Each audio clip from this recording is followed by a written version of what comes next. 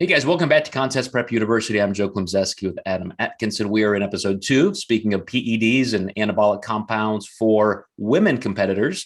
And we're gonna jump right into how people select compounds. I mentioned, Adam, that I think kind of the most common gateway is Anavar, but I know women take other non-virilizing compounds, and then all the way up to some that are a little bit more on the androgenic side. So again, I'm not sure how much you know just because of your clients telling you know what they do or what you read and see other people doing, but let's run through the list. Yeah. So a lot of people talk about like female friendly compounds. At the end of the day, pretty much anything can be used. However, certain compounds have less tendency to virilize. So, there's not necessarily steroids that are made specifically for females or specifically for males. I don't want people thinking like if you take Anavar, that's a female drug. But it's tolerated by females better, which means it has less virilization. So basically what we're looking at when we're using for females, we look for something that has a higher anabolic ratio and lower androgenic ratio. So high anabolic, low androgenic. Androgenic means that it's going to cause those masculating side effects, which we really don't want. So clitoral enlargement, facial hair growth, things of those nature. So it's best to look at each compound individually. And, that's why Anavar is so common. It has a very high anabolic to very low androgenic ratio on paper.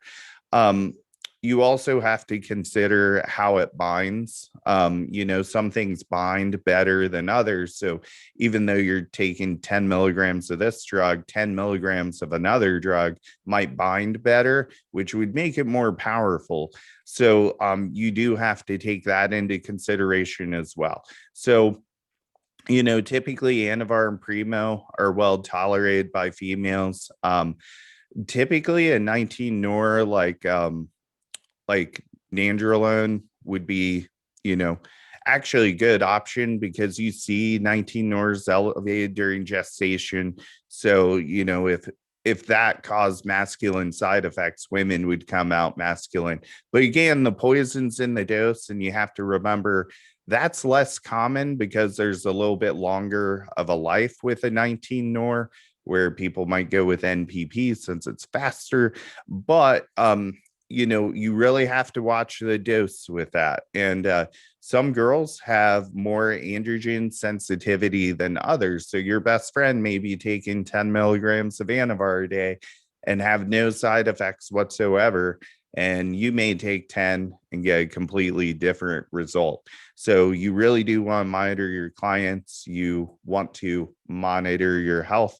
But, at the end of the day, you want to count the milligrams that you're using and, try to keep it as low as possible. So lowest effective dose. If you're progressing well on 10 milligrams of Anavar or 5, there's no reason to bump it up. You're already progressing. So why race to go higher, and you'll find as you experiment with this, typically the higher you go, it's not necessarily the gains get better, the side effects just get worse.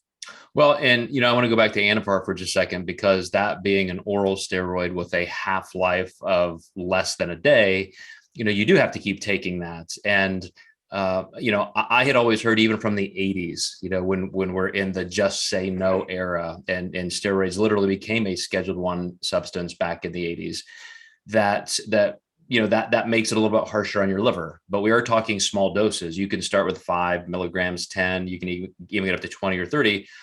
But by the time you get to that level, as a female, wouldn't you want to just say, okay, extra of this dose is not necessarily helpful, so maybe now it's time to add a little Winstrol V?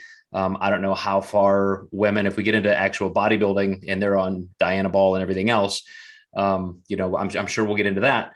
But where do you say is kind of the top of the line for a figure competitor or a bikini competitor who wants to still have all those feminine attributes, definitely does not want the virilization of an androgenic, but they're fighting for the top. They want to be Miss Olympia. They want that IFBB pro card. So where do you see people end up as kind of a high mark? Well, and this is a great segue because you can actually use a non-virilizing compound like human growth hormone. And if that's really important to you, you obviously pay the cost to, growth hormone is not cheap, but it's not going to virilize at all. And you can create synergy with Anavar and HGH, and not to promote it, but you can actually get some more IGF-1 binding with some insulin with HGH. So if a girl really wants to stay feminine, that's definitely a great way to go. And just keeping those compounds at a dose that you don't virilize on. And this is where designing cycles and playing the game smart for the long term is really important. And that's where we're going to pick up next time in episode 3, guys. We're going to talk about the legitimacy of some of these things, some of the tactics. So stay with us, and we will see you in episode 3 next time in Contest Prep University.